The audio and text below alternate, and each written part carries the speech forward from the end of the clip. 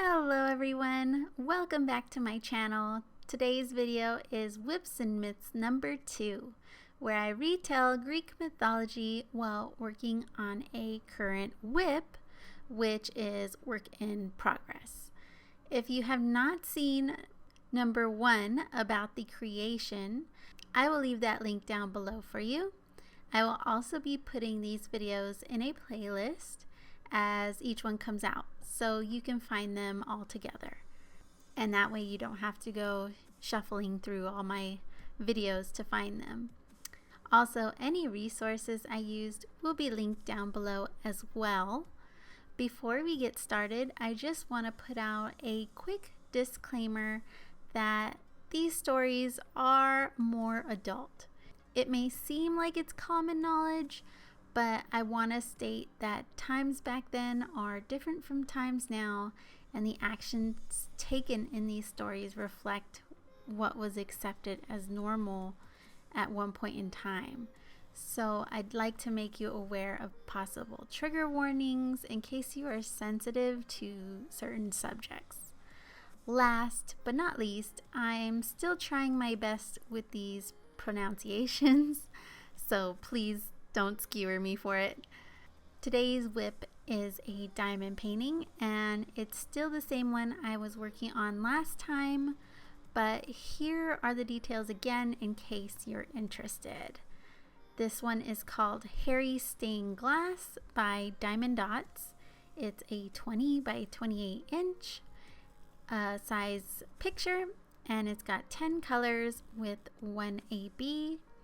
My pen is from Stacy Paradin at Diamond Painting Pens on Facebook, and my needle minder is from Shine Shop Designs by Shine Like a Diamond on YouTube here, and I'm using my Harbor Freight containers for this project.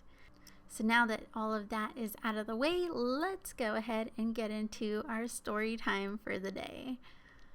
So we last left off on Zeus, who defeated Gaia's last attempts at overthrowing him. He still prevailed and became king of the universe, and he ruled beside his brothers and sisters, and thus became known as the Olympians. Today we will be getting to know each of the main Olympians, since these were the main players in most, if not all, of Greek mythology myths. They felt that since they created most of the world and human life, that they could do whatever they wished with them, and it didn't matter if they had good or bad intentions about it. It was basically a giant board game, and there were many players, and all the humans on Earth were just pawns. So, of course, we're going to start with the main player of them all, Zeus. Now, as we remember, Zeus is the god of the sky. He controls the weather, destiny, and he is very much law and order. So, like Judge Judy status, right? Since he is king of the gods, and he's wielding around these super legendary thunderbolts that he's always pictured and seen with. If you're a Disney fan, in the movie Hercules, Zeus is portrayed as like this loving father, and he is in love with his wife Hera, and they have baby Hercules. Perfect family picture, right? Well, most of that was absolutely completely wrong, other than Hera being his wife and Hercules was Zeus's son, not Hera's. He was Zeus's son, and specifically Zeus was way more of a angry, conniving, and vengeful kind of guy. So going back to the creation story, Zeus had first married Metis, the goddess of wisdom, who had gave Zeus the plan to give poison wine to Cronus, his dad. After the war, Zeus one day became possessive and lustful over Metis, and him being him, he decided to take what he wanted and tried to force himself on her. Yes, this escalated quickly. We're just getting right into the nitty-gritty today. So Metis was able to escape, thank God, but I guess not Zeus. Since she was proficient at changing her form, she would change into all kinds of creatures like hawks, fish, and serpents. And each time, Zeus would find her because he was also just as good as changing his form. Eventually, Metis gave up from the never-ending pursuit, and Zeus was able to, unfortunately, get his way in the end. She did put up a good fight, though. Once Metis became pregnant, Zeus heard the oracle of Delphine had made a great prophecy. She had said that Zeus and Metis' first baby would be a girl, but their second child will be a boy, and lo and behold, will grow into a strong man who would overthrow Zeus just like his father and his grandfather. Zeus definitely isn't going to play this game, just like his father and grandfather did. So he's going to nip this in the butt before it escalates. I mean, we don't really want to do this, but thank God this guy got smart. How many times do we have to go through the same story? So one day, he is with Metis, and he's playing it up with her, giving her a nice meal and going full charm and flirting. It's what he's good at, so she's just eating it all up. Everything that he's given her, she's just swooning. As soon as she's swept up into his charade and she starts to really relax and get comfortable, he asks her to play a game with him of changing shapes. So she accepts and the game begins. She's flipping through numerous shapes like he is, and they're having a grand old time until at one point she turns into a fly. Zeus quickly takes this opportunity to open his mouth and swallow her, catching her totally off guard. What do you know? The bastard did it. He outsmarted the prophecy. Finally, thankfully we don't have to go through the same story again because it was getting a little redundant. But as sad as it is, he pulled through. So there he goes on his merry way, not thinking anything else of it. He got what he needed to get done. Metis is gone. Life is good. They say this is how Zeus starts to gain some of his wisdom because she was the goddess of wisdom. So he's kind of absorbing some of her powers now. It's not until a couple months later that he starts getting these absolutely splitting headaches. They are agonizing. He's moaning and groaning and howling, and he could be heard all over the earth. All the other gods come running to see what the big deal is. T, right? Hermes knows what to do, so he runs off to get Hephaestus. Hephaestus comes over with an axe. This already sounds bad. He then proceeds to hit Zeus over the head with it until finally Zeus's head splits open and out springs Athena, who is fully grown and is fully covered in armor. Afterwards, everyone believes that Zeus had created her himself, but little did they know that it was Metis in his stomach the whole time. With Athena, this begins Zeus's extremely long list of children. He was the biggest player the universe had ever known. It didn't matter if you were god, mortal, nymph. no woman was safe, and some men as well for that matter. He was a predator, and he would use any manner of tricks and charms to carry his unsuspecting victims off and assault them, which led to all these pregnancies. Like I said before, this guy is the biggest douche. Now remember, after Métis, he's married to Hera, his sister. Although there's speculation that maybe he was already married to Hera and Métis was actually his first affair. But I think we're just going to go with Hera being second just because he married Métis when he was stranded on that island when he was younger. So it makes more sense that he married her first before Hera really came along into his life. So he's running around doing all kinds of disgusting bad things behind her back.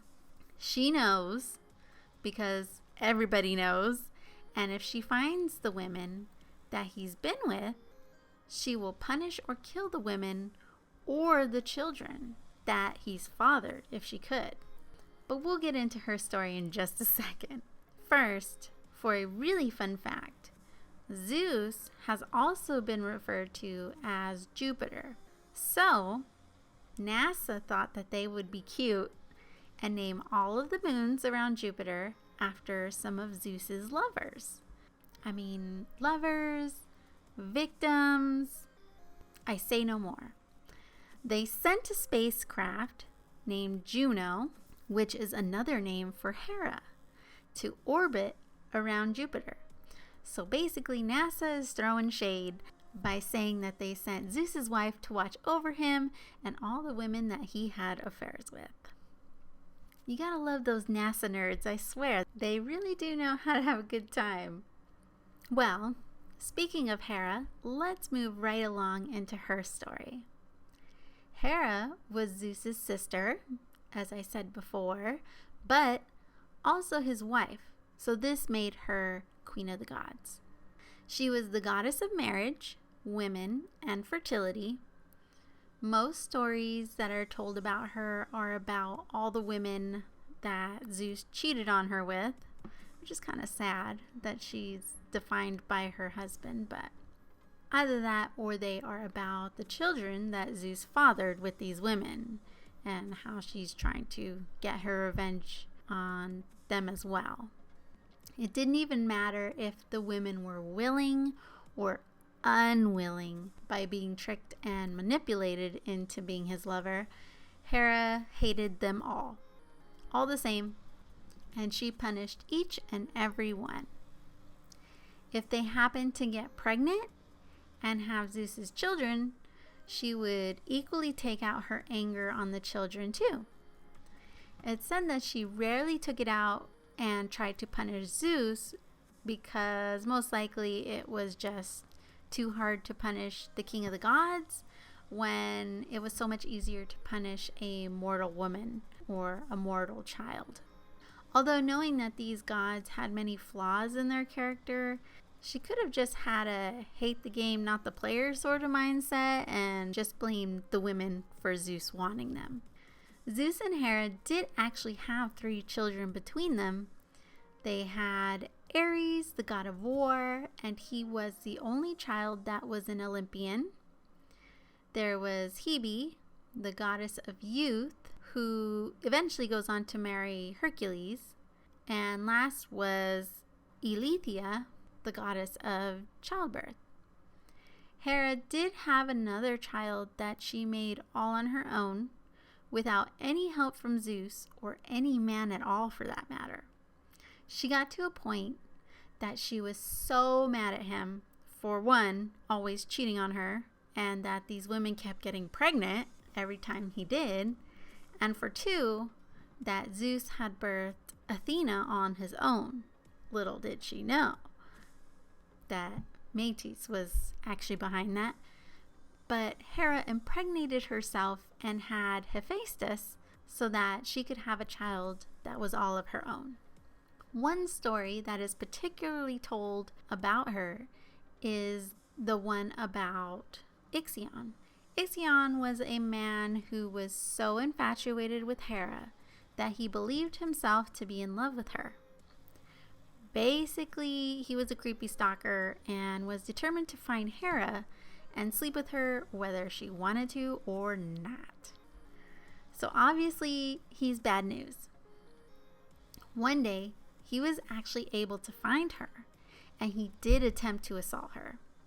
Hera fought back and was able to thankfully escape him and ran straight to Zeus to tell him what had happened. Zeus, being the jealous and possessive guy that he is, of course, was furious. He decided to lay out a plan to catch Ixion in the act. He knew better than to put Hera in the line of danger, thank goodness. So he used a cloud and transformed it to look and act just like her. He put the cloud Hera somewhere for Ixion to find her. And when he did, Ixion was completely fooled and went through with the deed by assaulting Cloud Hera. When he was done, he bragged about his conquest with Hera, and again Zeus was furious. So he ended up thinking up one of his more creative punishments for mortals. He strapped Ixion to a fiery wheel that rolled through the sky. Sometimes it would be the underworld, but either way, he would burn for all eternity. So apparently, Cloud Hera was technically a living being now, and she ended up being named Nephili. She actually did become pregnant from Ixion's assault. She gave birth by raindrops landing on Mount Pelion to a race of centaurs who are half human and half horse. Crazy, right? I had no idea that's where centaurs came from. Another occurrence that Hera's brought up in later is her role in the Trojan War. The Trojan War would have ended in peace with both sides left to their territories, but there was hatred for a certain Trojan that we will get into later on, one of my favorite stories, who had claimed there was another goddess more beautiful than her. Her anger wasn't satisfied until Troy fell in ruins.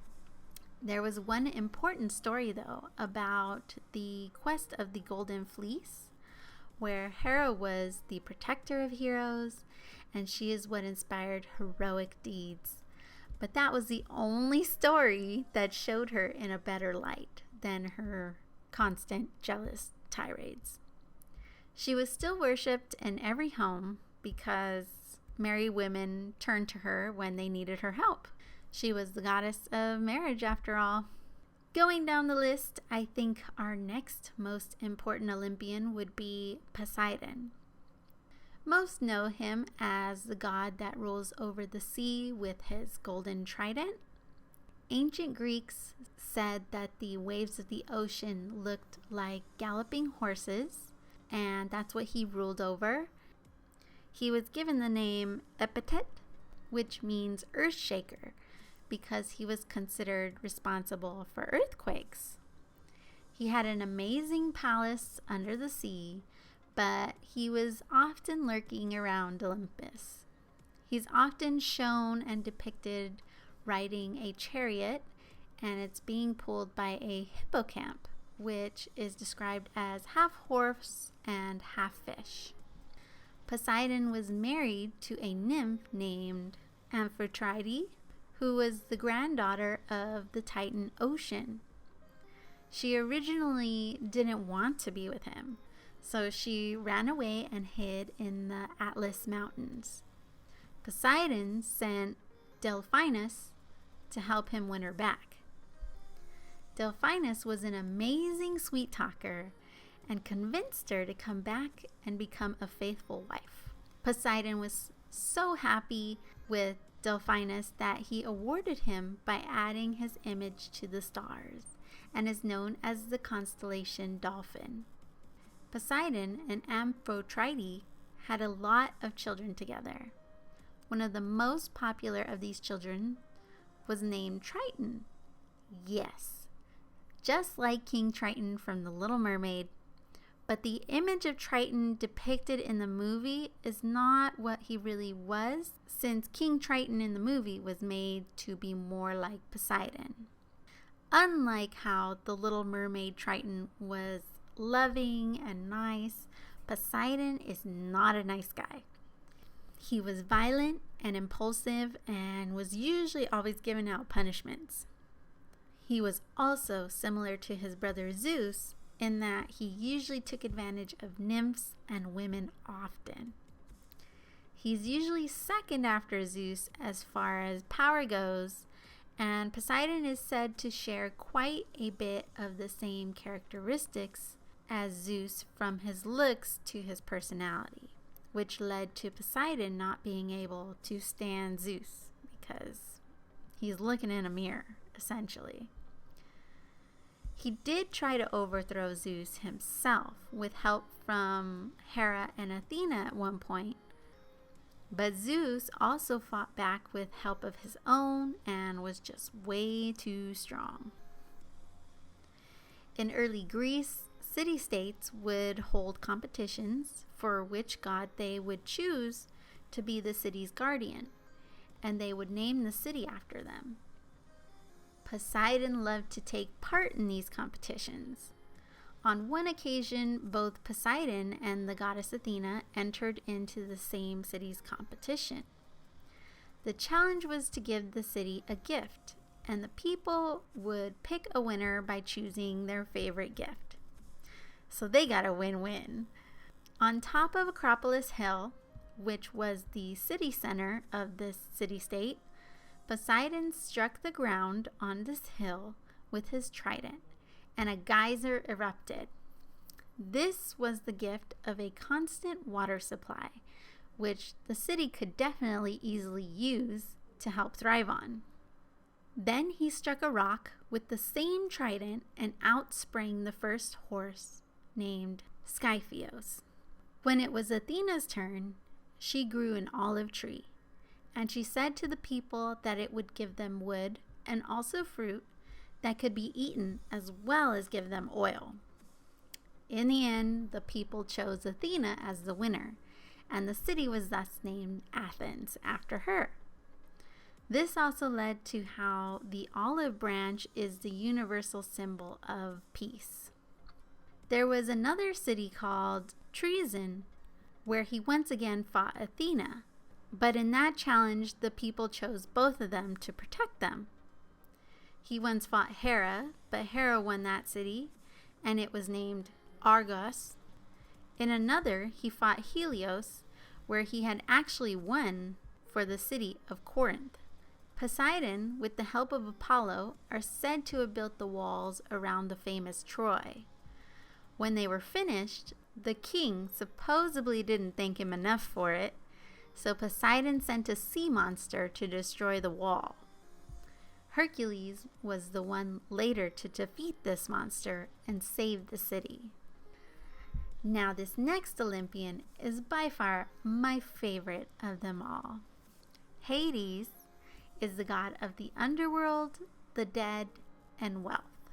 Maybe it's because I'm a helpless romantic, and this goes so well along with the light and dark, good and evil kind of trope, but I got a soft spot for this guy. Hades was the oldest and the youngest of his siblings because he was the firstborn that was swallowed by his father, but the youngest because he was the last to get thrown back up with his siblings. Hades, although ruler of the underworld, was not the god of death itself. The god of death was actually Thanatos. The underworld, we know, is where human souls go after death. Sometimes in history, his name Hades would also be the name of the underworld itself. The underworld was referred to as hell, but that didn't specifically mean the hell we normally think of. That idea of hell would be more how Tartarus is described. So the underworld is a realm that basically has many regions, like Tartarus, and it includes an area like heaven called Elysian Fields, as well as a few more areas and quite a few rivers. Hades means the unseen one because of the invisible world he ruled over. Another name he was referred to is Dis, meaning rich in Latin, or Ploton, meaning the wealth giver, since he ruled over precious metals that were made underground. So he was by far the richest god. The Roman equivalent of Ploton is Pluto, like the planet. You may think that since he rules over hell, he's a bad, scary guy, but he's actually the most tame of the Olympians. He rarely got into any trouble and kept himself hidden away in the underworld doing his job. He was a good worker. He had a good work ethic. He just did his job. This didn't stop people from being afraid of him, saying he was grim and terrifying to look at. To be honest, I always picture him as the bad boy kind of look. The ones that are like super hot, but you know they're trouble. Piercings, tattoos, you know the type. He's a god. I don't think he would be ugly. All the other gods are beautiful, so I imagine that he would be beautiful too. In the bit of art he was depicted in throughout history, he was always with a beard and had a sad, depressed look on his face. He was usually seen wearing his helmet of invisibility and had Cerberus, the three-headed dog, by his side. Since he rarely left his kingdom, there aren't too many myths about him, but of course one of the few times that he did is his most famous story. So at some point, he ends up noticing a goddess named Persephone, who is the goddess of spring, his niece, and fell in love with her. He waited until one day she was wandering off on her own collecting flowers.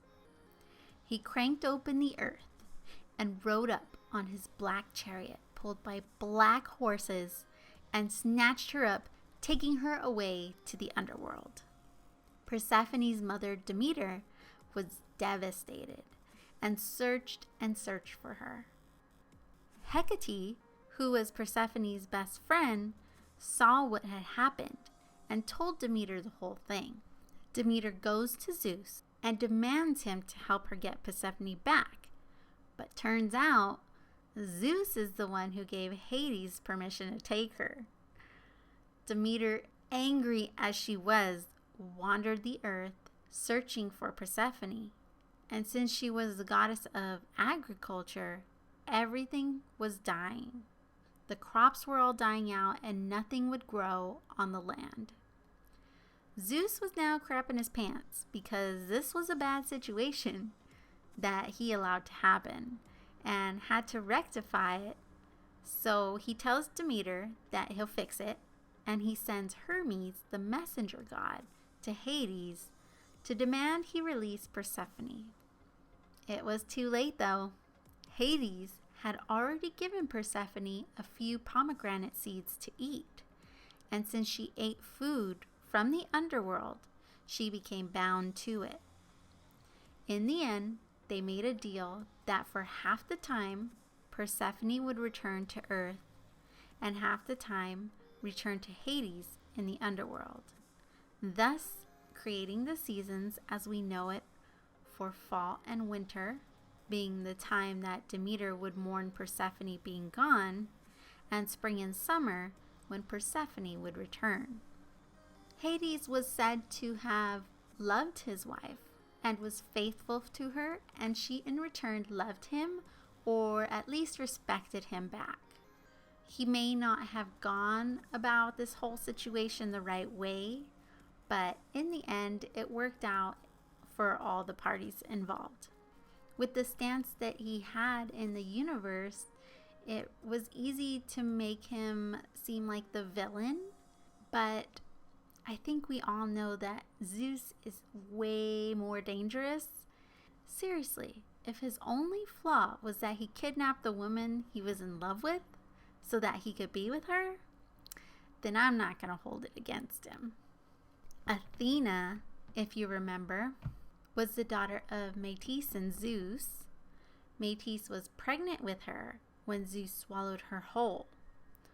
While inside, Metis was the one who made her the helmet and the armor, so that when she sprang free after Hephaestus hacked away at Zeus's head with an axe, that's how she came springing out fully grown and ready for battle. She was Zeus's favorite daughter, and he made sure everyone knew all the time. She was the goddess of wisdom, just like her mother, but was also the goddess of war. She is said to look like a majestic lady with a graceful build, a stern face, unsmiling lips, and gray eyes. She glowed with power and authority in her full armor. She was known to run around with Nike, the god of victory, and would lead armies that were only marching for just causes. Athena herself had spent a lot of her time to help the Greeks in the Trojan War. Many of the gods went to her to ask for her wisdom all the time. Athena, and a friend that she loved more than anyone else, Pallas, was equally talented in the art of war as she was. One day, they were practicing some of their skills, and Athena accidentally killed Pallas. Athena was heartbroken and devastated, so she took on her friend's name to keep her memory alive. This is why she is sometimes known as Pallas Athena. In Roman, her name is Minerva, which was used for Minerva McGonagall's name from Harry Potter. Professor McGonagall was wise and brave, so that's most likely why the name was chosen, which is a clever choice in my opinion. On the other side of Athena, when there was peace, she would spend her time doing and teaching the arts. In later myths, Athena was shown in a different light by being the punisher of women. Both of these two parts of her led to one of her famous stories. There was a girl named Arachne who was the best weaver on earth. She knew she was the best, so she started to gloat. She went on to say that she was better than Athena herself at weaving. Yes, we know what's going to happen next. Athena hears about this and is livid. She disguises herself as an old lady, like it's Snow White. Old lady, that's what I'm imagining anyways, the wicked evil queen. And she visits Arachne. The old lady proceeds to tell Arachne that she shouldn't compare herself like that against a goddess and should just settle for being the best on earth and basically beg for forgiveness and apologize to Athena for being wrong. But Arachne is too big-headed though and says no, she won't take it back and that Athena should shove it up her. Just kidding, but we all know that's what she was thinking. And that Athena should go to her herself and prove she's better with a contest. Instantly, Athena turns back into her goddess form and accepts the challenge. They both set to work and create the most beautiful and most perfect masterpieces. Athena made the most glorious tapestry of the city of Athens, and all the Olympians were shown in their full glory. It was impressive for sure. But Arachne's was a bunch of little scenes, and each one showed a different time when Zeus had tricked, manipulated, and harmed humans, but mostly the women he assaulted.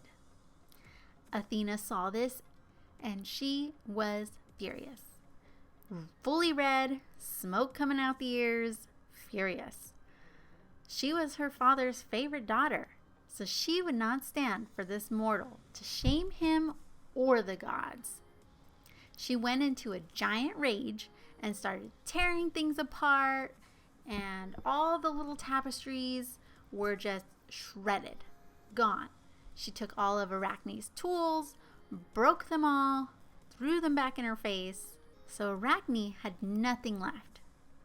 Since that was Arachne's whole life and her passion, she was just done. And she didn't want life to go on. So she goes to take her own life. But right before she could go through with it, Athena ends up taking pity on her. And at the last moment, turns Arachne into the first spider. She tells her to weave her empty net forever. Arachne in ancient Greek means spider, and this is where the term arachnid comes from. Super cool, right? I mean, that sucks. Athena basically was a sore loser. This doesn't make me like spiders anymore, but pretty freaking cool story. So our last Olympian today is Apollo. Apollo is a god who's got a lot on his plate. He is the god of music and poetry, prophecy and knowledge, healing and plagues, sun and light.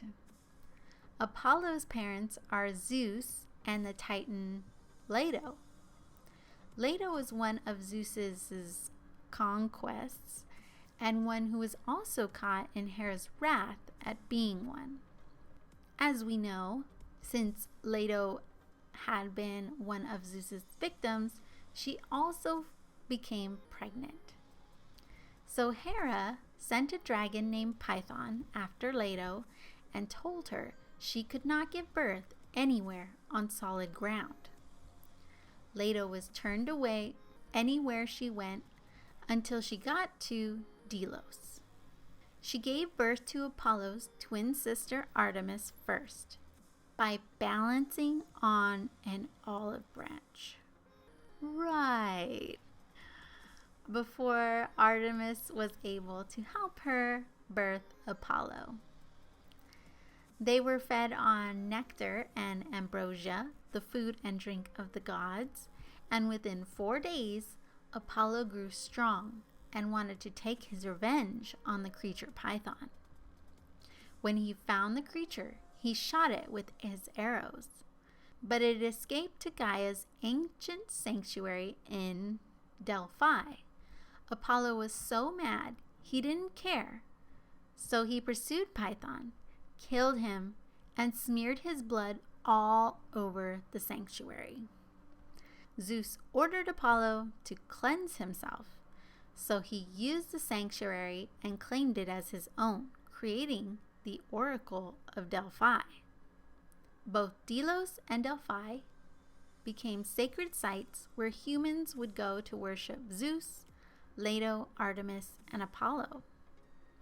Since Apollo was the god of prophecy, the woman named Pythia was stationed at the Oracle of Delphi, where people from all over the world would come to have their prophecies told, because they believed that when she prophesied, she was speaking the words of Apollo himself. The catch was that these people who came to avoid the situations the prophecy foretold were only putting them in motion by trying to avoid them in the first place.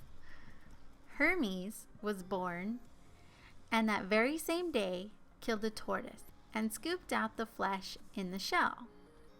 Then went and stretched 7 strings of sheep guts over it and created the first lyre. Turns out it was Apollo's sheep. So to make it up to Apollo, he gifted the lyre to the god of music to show there's no bad blood between them. The lyre then became one of Apollo's most famous trademarks. Apollo loved men and women equally. Apollo had a bunch of really sad love stories. One of his sadder stories was of him and Hyacinthus. Hyacinthus was the grandson of the founder of Sparta. He was a young prince who was powerful and important, but he was also stunning, super stunning, He was a gorgeous man. With this beauty, he caught the attention of Apollo and Zephyr, the god of the west wind. They were both completely in love with him. For the most part, though, Hyacinthus was just as much attracted to Apollo, and they spent the most time together. One day, Apollo and Hyacinthus decided to go play a game of discus, which is where you take a heavy disc and you throw your disc to see who could get it the farthest. Now, there is a Roman poet named Ovid who stated that in order to play this game the right way, you have to strip completely naked and rub yourself completely in oil. So for craps and laughs, we're gonna go along with this one because, yes, I mean, one's a god and one's a pretty prince.